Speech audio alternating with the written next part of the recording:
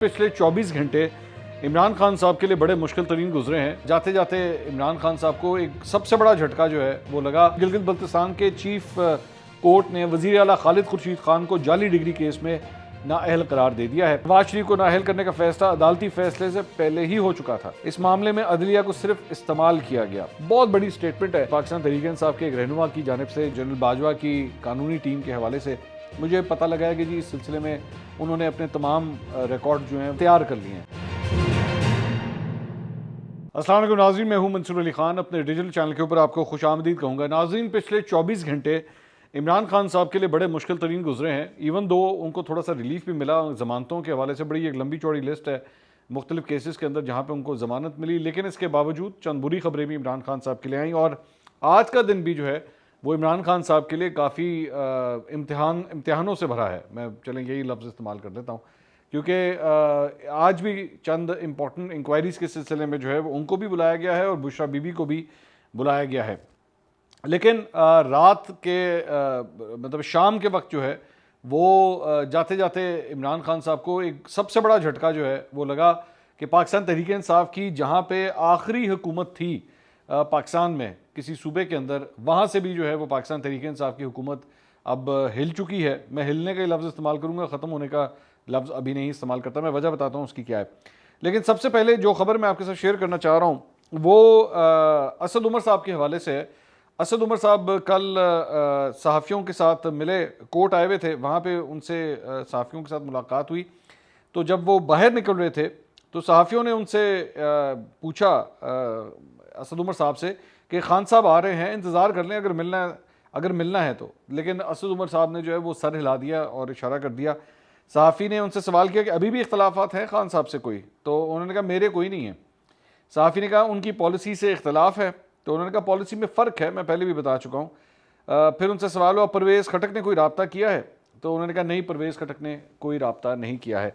अच्छा, असद उमर साहब के बारे में ज़हन में रखिएगा कि उन्होंने काशिफ बासी साहब के शो में जब इंटरव्यू दिया था, उसके बाद पाकिस्तान तहरीक इंसाफ ने एक लंबा चौड़ा पूरा एक किताबचा वो निकाला था, प्रेस रिलीज निकाली थी असद उमर साहब के ख़िलाफ़, और उनकी बातों को जो है डिनाई किया था। उन्होंने कहा था कि जी अगर आपको पहले इतराज़ात थे तो आप पहले ही छोड़ देते और ओहदा वगैरह छोड़ देते। मतलब अपने ही साबका सेक्रेटरी जनरल के ऊपर जो है वो पीटीआई ने काफ़ी सख्त रवैया जो है वो इख्तियार किया था।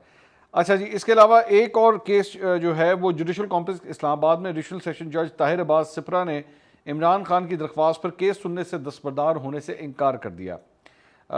यहाँ पे भी इमरान खान साहब ने एक तो chief justice Islamabad high court के ख़िलाफ़ उन्होंने जो है वो एक दरख्वास्त दी थी कि जी आप गैर जानिबदार नहीं हैं, तो इस वजह से आप जो है वो केस की मज़ीद समाअत ना करें।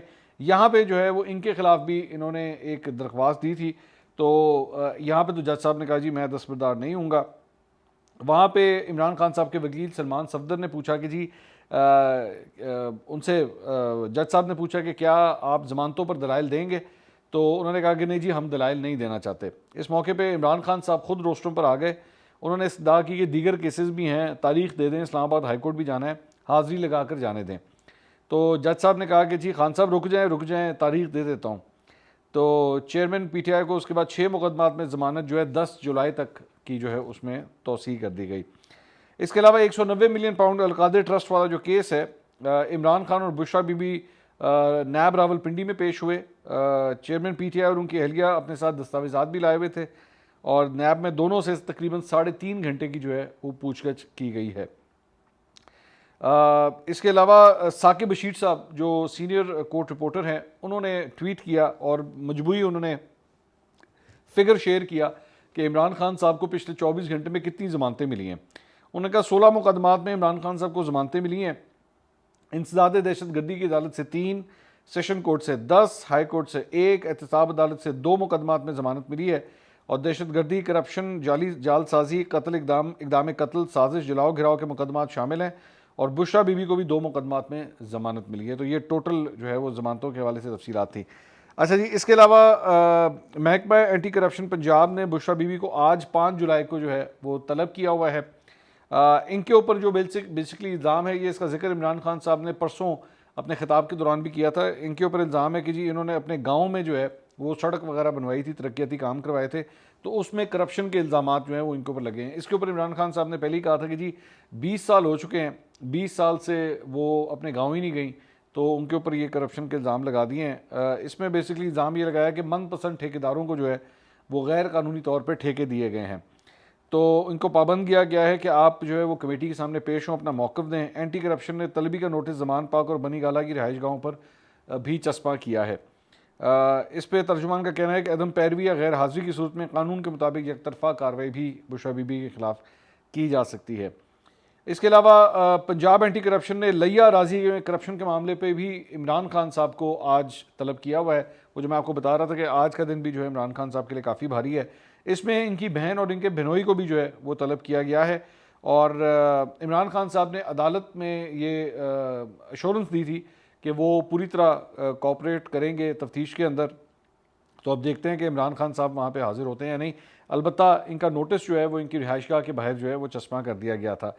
तर्जुमान एंटी करप्शन के मुताबिक चेयरमैन पीटीआई के राजी केस में मुलविस होने के वाज़ेह शवाहिद मौजूद हैं और टीम मेरिट पर लिया राजी के मामले की तहकीकात कर रही है। तो अब देखते हैं कि यहाँ पे भी जो है वो इमरान खान साहब को बुलाया गया। अच्छा, एक बहुत बड़ा जो बयान आ गया है वो आया है हामिद खान साहब की जानिब से। जियो न्यूज़ के प्रोग्राम में हामिद मीर साहब के साथ वो मौजूद थे। उन्होंने एक बयान दिया। उन्होंने कहा जी नवाज शरीफ को नाअहल करने का फ़ैसला कहीं और हो चुका था। नवाज शरीफ को नाअहल करने का फ़ैसला अदालती फ़ैसले से पहले ही हो चुका था। इस मामले में अदलिया को सिर्फ इस्तेमाल किया गया। नवाज शरीफ समझते थे कि वो अदलिया को हैंडल कर लेंगे। बाद में नवाज शरीफ को एहसास हुआ कि मामला उनके हाथ से निकल चुके हैं। अब ये बहुत बड़ी स्टेटमेंट है पाकिस्तान तहरीक इंसाफ की जानिब से, पाकिस्तान तहरीक इंसाफ के एक रहनुमा की जानिब से जो है वो आई है। हामिद खान साहब एक बात जेल में रखिएगा कि रिसेंटली इमरान खान साहब के मुख्तलिफ केसेस में उनकी वकालत भी करते रहे हैं और हामिद खान साहब अभी भी पीटीआई का हिस्सा हैं। तो उन्होंने ये स्टेटमेंट दी है कि नवाज शरीफ की जो नाअहली थी वो अदालत से पहले कहीं और ही हो चुकी थी। इनके इस बयान से इमरान खान साहब के अपने बयानी को कितना बड़ा धचका लगता है आप इससे अंदाज़ा कर सकते हैं कि अब यहाँ से अगर आप शुरू करें, 1 मिनट के लिए अगर आप यहाँ से शुरू करें, वैसे तो ज़ाहिर बात है हम लोग शॉर्ट टर्म जो डेवलपमेंट्स होती हैं उसको तो बहुत देखते हैं कि जी पीडीएम की गवर्नमेंट अब आई, डॉलर फिर यहाँ से यहाँ चला गया और सब कुछ हुआ। लेकिन एक्चुअली मैं हमेशा ये कहता हूँ कि अगर आप एक बहुत बड़ा चेंज देखें तो वो यहाँ से स्टार्ट हुआ था और वो था नवाज शरीफ के ख़िलाफ़ जो पैनामा का केस जो है जब स्टार्ट होता है और उसके बाद वहाँ से पाकिस्तान की जो इकॉनमी का बेड़ा गर्क होना शुरू होता है। मेरा ख्याल में वो एक ट्रिगर पॉइंट था और उसके बाद it just kept on going on and on and on. मतलब किस तरह इमरान खान साहब के लिए जो है वो पूरा रास्ता क्लियर करवाया गया, जिस तरह मतलब हटो बचो करके पूरा एक प्रोटोकॉल नहीं बनाया जाता, इस तरीके से जो है वो अब ये किसी और की गवाही नहीं आ रही, ये हामिद खान साहब की गवाही आ रही है कि जनाब नवाज शरीफ को इस तरह नाअहल किया गया था। अब और ये सिर्फ और सिर्फ इधर नहीं, इसमें तमाम वो कैरेक्टर इसके अंदर साबिक चीफ जस्टिस साकिब निसार साहब जो हैं, मेरे ख्याल में सबसे पहले तो उनको इस मामले के अंदर जो है वो अपना बयान देना चाहिए और दीगर जो जितने जजेस थे उनको इसके ऊपर अपना बयान देना चाहिए। वो उसमें से कई जज जो है रिटायर हो चुके हैं, चंद अभी भी मौजूद हैं जिनको एक्चुअली ये बताना चाहिए, हामिद खान साहब को बुला के पूछना चाहिए कि जी आपने क्यों ये बयान दिया है, क्योंकि ये तो पूरे इस निज़ाम को इम्प्लिकेट करता है कि कौन कौन से वो कैरेक्टर थे और वो कैरेक्टर सिर्फ पाकिस्तान की अदलिया नहीं बल्कि पाकिस्तान की इस्टेब्लिशमेंट, पाकिस्तान की जो सियासी अशराफिया है उसके अंदर भी शामिल है, जिन ने उसके बाद जो है वो फ़ायदा उठाया है। एक पूरी किताब लिखी जा सकती है इस पूरे निज़ाम के ऊपर। तो हामिद खान साहब की ये जो बात है ना, इसमें बहुत ज़्यादा गहराई है कि क्या बेसिकली अपने उस प्रोजेक्ट इमरान खान को कामयाब करने के लिए आप लोगों ने इस तरह नवाज शरीफ को साइड पे किया और वो कर तो दिया, आपने अपने चले मकासद तो पूरे कर दिए, लेकिन उसके बाद पाकिस्तान की इकॉनमी का जो बुरा हाल हुआ, मतलब आपको वो डॉलर जो 100 से लेकर 110 के दरमियान ट्रेड होता था और जब उसके बाद इनकी हुकूमत गई तो टक 123 पे गया। उसके बाद यही इमरान खान जब आए तो करते करते करते करते ये 189 के ऊपर चला गया। उसके बाद 189 के बाद जब इमरान खान को उठाया और इनकी गवर्नमेंट आई, ये करते करते करते करते ओपन मार्केट के अंदर 311 312 तक ले गए और अब जो है ये वापस 275 के ऊपर आया हुआ है। तो ये पूरी एक दास्तान है। अब बार बार हम लोग जो है वो ये बात करते हैं कि जी मास्टरमाइंड कौन थे, जो असल मास्टरमाइंड थे इस प्रोजेक्ट इमरान खान के, उनके लिए भी तो कोई बात करे कि वो कौन लोग थे जिन्होंने एक्चुअली इस प्रोजेक्ट को जो है परवान चढ़ाया और उनसे कोई जाके पूछे तो सही भाईजान आपने क्या कमाल किया है ये चंद वर्गा सानू लीडर दे के और जिसकी खातिर जो है पूरा निज़ाम आपने अल्टी पल्टी करके रख दिया। अच्छा जी, इसके अलावा मैं मोहम्मद मालिक साहब के प्रोग्राम में गया हुआ था कल रात को, और उसके अंदर मालिक साहब ने जो है वो एक बड़ी इंटरेस्टिंग बात शेयर की। एक तो उन्होंने कहा कि पाकिस्तान पीपल्स पार्टी और नून लीग के दरमियान जो मुज़ाकरात हुए हैं दुबई के अंदर, अकॉर्डिंग टू हिज न्यूज़, उन्होंने कहा है कि पाकिस्तान पीपल्स पार्टी अगले सेटअप के अंदर, अगले इलेक्शन के बाद अगले सेटअप के अंदर फाइनेंस मिनिस्ट्री जो है वो मांग रही है कि जी मिनिस्ट्री ऑफ फाइनेंस जो है वो आप हमें दें। अगर वज़ीर आज़म आपका आता है, यानी नून लीग का आता है, तो फिर मिनिस्ट्री ऑफ फाइनेंस जो है वो आप हमें दें।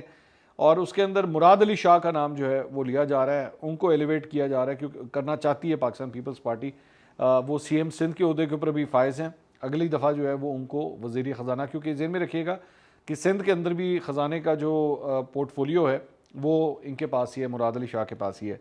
तो ये according to his news Pakistan Peoples Party जो है अगले सेटअप के अंदर ये डिमांड कर रही है। इसके अलावा एक और ख़बर जो मालिक साहब ने दी है, उनके मुताबिक चीफ जस्टिस उमरता बंदयाल की चंद सहाफ़ियों और वी लॉगर से जो है वो मुलाकात हुई है। उन्होंने कहा कि जी मैंने उनमें से एक बड़े क्रेडिबल जो शख्स था, मैंने उससे चंद ख़बरों की तस्दीक की है। उसमें एक चीज़ जो जिस चीज़ की तस्दीक हुई है वो है जी, चीफ जस्टिस उमरता बंदयाल ने कहा है कि जी जस्टिस काजी फाइज ईसा के पावर सेंटर में सब लोगों से मामला जो है वो तय हो गए हैं, इसलिए अब वो ज़्यादा एग्रेसिव हो गए हैं। इस वजह से जस्टिस काजी फाइज ईसा उनके मुताबिक वो ये सब कुछ कर रहे हैं। नंबर 2, उन्होंने कहा जी इमरान खान को समझाया भी था कि गवर्नमेंट जो है वो नहीं गिरानी चाहिए, यानी पंजाब और केपी की गवर्नमेंट जो है वो जिस तरह अपनी असम्बलियाँ तोड़ दी वो नहीं करनी चाहिए थी। नंबर 3, उन्होंने कहा मैं 14 मई के फैसले पर तौहीन अदालत का एक्शन लेना चाह रहा था, लेकिन मेरे जो साथी जज हैं उन्होंने इतफाक़ नहीं किया, इसलिए मैं इस मामले के ऊपर आगे नहीं गया। 14 मई का बेसिकली जो इलेक्शन कराने का जो मामला था, जिसके ऊपर हुक्म दिया गया था कि जी इलेक्शन जो हैं वो करवाए जाएँ, ये उसकी बात कर रहे हैं कि वो तौहीन अदालत की कार्रवाई इसके बाद करना चाह रहे थे, लेकिन साथी जजेस जो हैं वो नहीं माने। नंबर 4, उन्होंने कहा जी आने वाले दिनों में एक ऐसा फैसला आएगा जिसमें काफ़ी शार्प बातें होंगी हुकूमत के लिए, यानी हुकूमत के ख़िलाफ़ फैसला जो है वो आ सकता है। मालिक साहब ने कहा कि उनको ये लगता है कि बेसिकली ये प्रोसीजर एंड प्रैक्टिस जो एक्ट है, ये बेसिकली उसकी बात हो रही है, जिसका केस ऑलरेडी इस वक्त अदालत के अंदर चल ही रहा है, तो ये हो सकता है उसका फैसला जो है वो सामने आए। और नंबर 5, उन्होंने कहा ये जो नया कानून पास हुआ है जिसमें बेसिकली नाअहली की मुद्दत अब 5 साल मुकर्रर कर दी गई है, इससे नवाज शरीफ को फ़ायदा नहीं होगा। This is according to what chief justice Umar Ata Bandial is saying. अच्छा, इसमें बहुत से इस वक्त जो सियासी हलके हैं वो ये बात कर रहे हैं कि बेसिकली नवाज शरीफ साहब की वापसी जो है वो सितंबर से पहले नहीं होनी। ये 14 अगस्त वाली बातें ना, ये ठीक नहीं है। मतलब चंद तजियाकारों का ये कहना है कि बेसिकली अगर होगा तो सितंबर में होगा, और सितंबर में भी जब सुप्रीम कोर्ट में तब्दीली आएगी उसके बाद होगा कि नवाज शरीफ साहब वापस आएँ, उससे पहले जो है उन्होंने वापस नहीं आना। तो बहरहाल ये मामला जो है इस तरह चल रहा है आगे। अच्छा जी, इसके अलावा वजारत कानून और इंसाफ ने सदर मुमलिकत की मंजूरी के बाद नैब ऑर्डिनेंस 2023 का नफाज कर दिया है, जिसके तहत किसी को कोई फ़ायदा पहुँचाने के बदले तहफ़ लेना और देना जुर्म होगा, जबकि नैब को इंक्वायरी की सतह पर मुलजिम को गिरफ्तार करने और किसी भी शख्स को वादा माफ गवाह बनाने का इख्तियार होगा। झूठे मुकदमे पर 3 साल जो है वो सज़ा होगी। अच्छा, इसमें एक बड़ी इंपॉर्टेंट डेवलपमेंट है कि कल रात को ये जो एक नया जो नैब के बिल के अंदर नैब ऑर्डिनेंस में जो तरमीम की गई है, उसके मुताबिक अब आप किसी शख्स को भी जो है वो 14 दिन के बजाय 30 दिन के जिस्मानी रिमांड के ऊपर जो है वो रख सकते हैं, और नैब चेयरमैन की इजाज़त के साथ जो है वो अब गिरफ्तारी जो है ड्यूरिंग तफ्तीश भी जो है वो हो सकती है। इंटरेस्टिंग बात इसके अंदर सारी ये है कि पहले ये लॉ जो है ये 90 डेज़ के लिए होता था कि 90 दिन के लिए जो है वो किसी को भी पकड़ा जा सकता था। इसी पीडीएम की गवर्नमेंट ने जो है इसको कम करके 14 दिन किया, अब इसको 14 दिन से उठा के 30 दिन कर दिया। और इसमें ज़्यादातर जो है जो शक है वो इसी बात का है कि ये सारा कुछ इमरान खान साहब के लिए की वजह से हो रहा है कि नैब चेयरमैन इधर ऑर्डर दें और उधर इमरान खान साहब को गिरफ्तार करके कम से कम 30 दिन के लिए जो है वो तो बंद किया जाए। तो और उसके बाद इस दौरान उनके ऊपर जो भी केसेस वगैरह चल रहे हैं वो तेज़ी से जो है फिर डे टू डे हेयरिंग जो है उसकी स्टार्ट हो जाए। अच्छा, इसमें एक और ख़बर भी इसी से रिलेटेड बल्कि ये भी आई है कि मालिक साहब नहीं बल्कि मैं प्रोग्राम के अंदर ही था, तो उसमें उन्होंने बताया कि इमरान खान साहब के बारे में जो कहा जा रहा है ना कि जी उनका केस जो है वो फ़ौजी अदालतों में हो सकता है चले। उन्होंने कहा कि जी मेरी इन्फॉर्मेशन के मुताबिक ये फ़ौजी अदालत में नहीं चलेगा, ये ATC यानी कि इंसदाद दहशतगर्दी की अदालत के अंदर ही जो है वो ये केस चलेगा, क्योंकि यहाँ पे एक क्रेडिबिलिटी का भी इशू है कि अगर सिविलियन कोर्ट की जानिब से अगर कोई फ़ैसला आए तो उसकी क्रेडिबिलिटी जो है वो ज़्यादा होगी, और फ़ौज का जो इदारा है वो अपने आप को इस मामले में थोड़ा सा डिस्टेंस के ऊपर रखना चाह रहा है कि ताकि इसका बैकलैश जो है वो कम से कम आए। इसके अलावा तहरीक इंसाफ के दौरे हुकूमत में 29 अफराद को फौजी अदालतों से सुनाई गई सज़ाओं को सुप्रीम कोर्ट में चैलेंज कर दिया गया है। कर्नल रिटायर्ड इनामुर रहीम साहब उनकी जानिब से दरख्वास्त दी गई है और इसमें कहा गया है कि PTI के दौरे हुकूमत में 29 शहरियों को फौजी अदालतों से दिलवाई गई सज़ाएँ ख़त्म की जाएँ। अदालत करार दे कि इमरान खान, जनरल बाजवा, फैज़ मीर ने इख्तियारात से तजावुज़ करते हुए खिलाफ कानून शहरियों को अगवा किए रखा। 29 शहरियों को गैर कानूनी तौर पर सज़ाएँ सुनाने पर साबिक वज़ीर आज़म, साबिक आर्मी चीफ और साबिक DGISI के खिलाफ कार्रवाई की जाए। जैक ब्रांच से 29 शहरियों को दी जाने वाली सज़ाओं का रिकॉर्ड तलब किया जाए और हाई कोर्ट्स के रजिस्ट्रार्स को भी मुतल्लिका रिकॉर्ड अदालत में पेश करने का हुक्म जारी किया जाए। इसमें कहा गया जी, एक शहरी को 2020 में सजाए मौत, एक को 20 साल कैद की सज़ा सुनाई गई। दीगर मुलजमान को फौजी अदालतों ने 5 से 10 साल की सज़ा सुनाई है। अच्छा, इसके अंदर मैंने थोड़ा सा इस पर जो है अपने कबूतर थोड़े से दौड़ाए कि ये मामला क्या है, क्यों ये पिटीशन जो है वो ये फाइल हुई है। इसके अंदर बेसिकली जो लोग जिनको इसके अंदर सज़ाएँ हुई हैं, मतलब मुख्तलिफ़ लोगों को जो 29 अफराद को सज़ाएँ हुई हैं, उसमें चंद इल्ज़ामात जो हैं वो बड़ी संगीन नौइयत के हैं चंद लोगों के ऊपर जिनको सज़ाएँ हुई हैं। उसमें स्टेट सीक्रेट्स जो है वो बाहर के मुल्कों को देना, उसमें जासूसी के इल्ज़ामात, मतलब इस तरह की कई ऐसी चीज़ें हैं। और उसमें जो पुरानी इस्टेब्लिशमेंट थी उनसे जुड़े हुए चंद लोगों से जब मेरी बात हुई, उनका इस मामले के ऊपर ये कहना था कि जी ये कोई हैरानकुन बात नहीं है, ये बड़े पुराने लॉ के तहत ही ये सारी फौजी अदालतों ने ये सज़ाएँ सुनाई हैं। और चंद अगर मैं कहूँ कि न्यूट्रल जो लोग हैं, जो तज्ज़ियाकार हैं, उनका ये कहना है कि ये जो पिटीशन फाइल हुई है इसके पीछे भी बहुत से मकासद हैं। और अगर मैं एक सिनेरियो सिर्फ आपके सामने बिल्ड कर रहा हूँ, मैं आपको ना खबर दे रहा हूँ ना प्रेडिक्शन दे रहा हूँ, कि अगर फॉर एग्ज़ाम्पल अगर ये पिटीशन उड़ जाती है, ये जो इनामुर रहीम साहब ने, कर्नल इनामुर रहीम साहब ने जो जमा कराई है और अपना केस पूरा बिल्ड किया है, इस पिटीशन को सुनने के बाद रद्द कर दिया जाता है, तो मौजूदा जो फौजी अदालतों के हवाले से जो केस होगा उसको ऑटोमेटिकली जो है वो एक सपोर्ट मिल जाएगी कि जनाब जब पिछले दौर में या पिछले पाकिस्तान तहरीक इंसाफ के दौर में जब उन लोगों को नहीं बख्शा गया और उन लोगों को रिलीफ नहीं दिया गया, तो इन लोगों को किस तरह रिलीफ दे दिया जाए। ऑटोमेटिकली आप देख लेना, दोनों आपस में लिंक बन जाएंगे। तो इसलिए हो सकता है कि ये पिटीशन जो है वो आहिस्ता आहिस्ता खुद ही ये रुख इख्तियार कर ले। मैं किसी की इंटेंशंस के ऊपर नहीं जा रहा, मैं तो आपको सिर्फ एक सिनेरियो बिल्ड करके बता रहा हूँ कि हो सकता है ये हो जाए। अब अगर मैंने ये सिनेरियो जो आपको बिल्ड कर दिया कि कल को वैसे ही हो गया, तो फिर ऐसा कहना कि लो जी पहले ही पता सी। मैं सिर्फ और सिर्फ 2+2 4 कर रहा हूँ, इसके अलावा और मैं कुछ नहीं, मैं खबर नहीं दे रहा। मैं सिर्फ अपने मेरे ज़हन में जो एक खाका बन रहा है, मैं सिर्फ वो आपके साथ शेयर कर रहा हूँ। चलो मैं आज ज़्यादा ही आगे ना चला जाऊँ ना, पता नहीं ज़्यादा ही मसला पड़ जाए। अच्छा जी, इसके अलावा एक और ख़बर है, जनरल बाजवा के हवाले से एक दरख्वास्त जमा करवाई गई ईमान मज़ारी की जानिब से। शीरी मज़ारी साहिबा की जो साहबजादी हैं, जो लॉयर हैं, उनकी जानिब से एक दरख्वास्त जमा कराई गई। अहमद नूरानी साहब जो सहाफ़ी हैं, उनकी वसातत से। तो उसके अंदर जो है वो हुकूमत को कहा गया है कि जी आप जनरल बाजवा और उनके ख़ानदान के तमाम असासे जो हैं उसको चेक करें और पता कराएं कि उनके असासे जो हैं वो कितने हैं, पता होना चाहिए कि क्या है।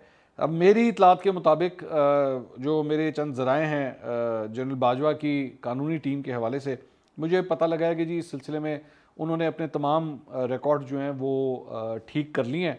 ठीक से मुराद मतलब तैयार कर लिए हैं।